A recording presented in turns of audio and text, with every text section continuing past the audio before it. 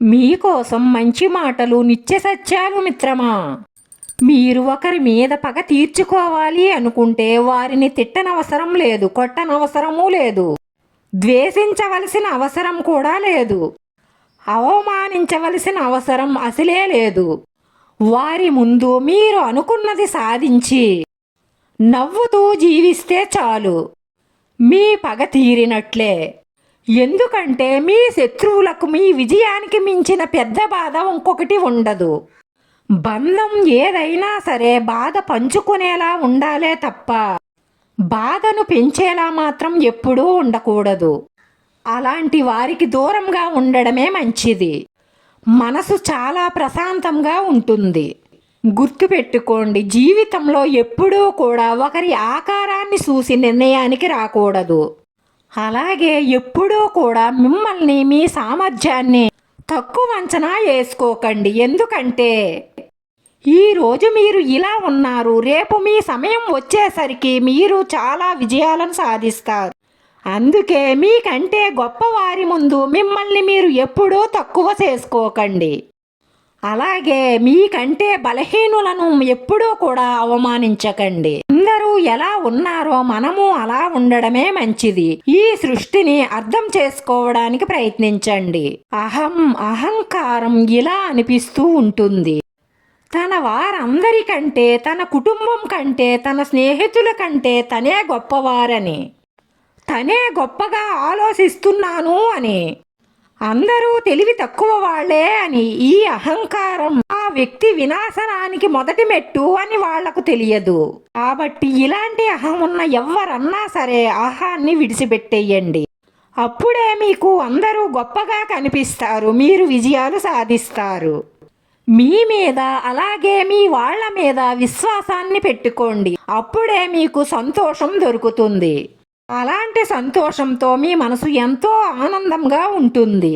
గుర్తుంచుకోండి, ఒక ప్రేమికుడు తన ప్రేయసి హృదయం గెలిచినప్పుడు తనకంటే గొప్పవారు ఎవ్వరూ ఉండరు. ఎవరైతే మన మనసులో ఉన్న బాధను తీసేసి అందులో ప్రేమ రంగులను నింపుతారో వారికంటే పవిత్రులు ఇంకెవ్వరూ ఉండరు. అది మాత్రం మీరు ఎప్పటికీ మర్చిపోకండి. కఠినమైన పరిస్థితులు వచ్చినప్పుడే ఆ వ్యక్తి యొక్క శక్తియుక్తులన్నీ బయటపడతాయి. కాబట్టి వాటినే అదృష్టంగా భావించండి. ఎందుకంటే వాటిని ఎదుర్కొనే శక్తి మీలో ఉందో లేదో తెలుసుకోవడానికి ఒక అవకాశాన్ని ఇస్తున్నాయి. నిజానికి మన సమస్యలే మన శక్తులు. వాటిని ధైర్యంగా ఎదుర్కోండి. ఇక మీకు ఏ మాత్రం భవిష్యత్ అంటే భయమే ఉండదు. ప్రశాంతంగా ఉంటారు. అలాగే ఏ చింత లేకుండా ఆనందంగా జీవిస్తారు. జీవితంలో మనదైన రోజు వచ్చేంత వరకు మనది కాని మాట ఇలా పడుతూనే ఉండాలి. కాదనగలరా? నల్ల మబ్బుల చీకటిని చూసి ఎప్పుడూ భయపడకు. చీకటిని సేధించే వెన్నెల కూడా ఉంటుందని గుర్తించు. రేపటి రోజు రాజులా బ్రతకాలి అంటే ఈ రోజు కూలీగా కష్టపడవలసిందే. ఈ రోజు నువ్వు ఇలా ఉండడానికి కారణం నిన్నటి వరకు నువ్వు చేసిన పనే. ఈ రోజు నువ్వు చేసే పని నీ భవిష్యత్తును నిర్ణయిస్తుంది. ఇది ఎప్పటికీ మర్చిపోకండి. ఎంత వీలైతే అంతా కష్టపడండి.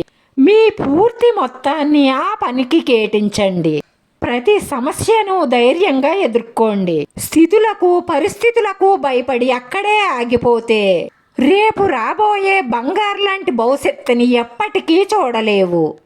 ఏదైనా సరే సాధించాలన్న సంకల్పం బలంగా ఉంటే తప్పకుండా ఈ విశ్వం మొత్తం మనకి అనుకూలంగా మారి సహకరిస్తుంది. గుర్తుంచుకోండి, లక్షలో ఒకడుంటాడు. ఓటమి కనిపిస్తున్నా, గాయాలు వేధిస్తున్నా పోరాటాన్ని ఆపకుండా చరిత్రను లెక్కించేవాడు. అది మీరే ఎందుకు కాకూడదు? ధైర్యంగా పోరాడండి, విజయాలను సాధించండి.